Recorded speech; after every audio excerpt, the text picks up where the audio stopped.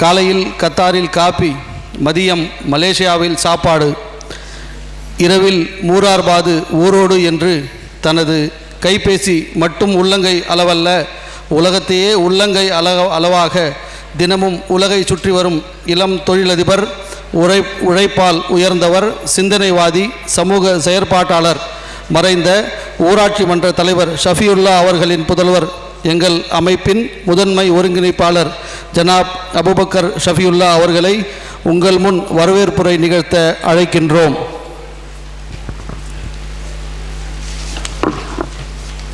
அஸ்ஸலாமு அலைக்கும் வரஹ்மத்துல்லாஹி வபரகாத்துஹு.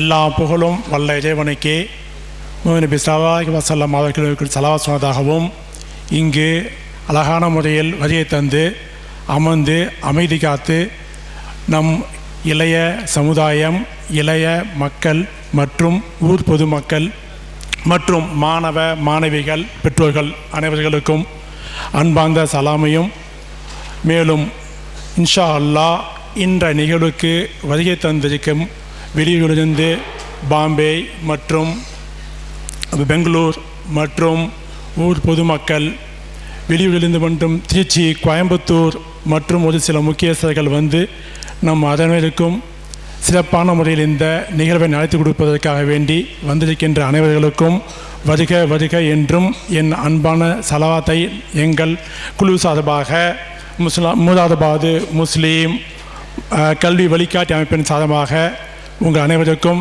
சலாம் என்று கூறி வருக வருக என்று வரவேற்கின்றோம்.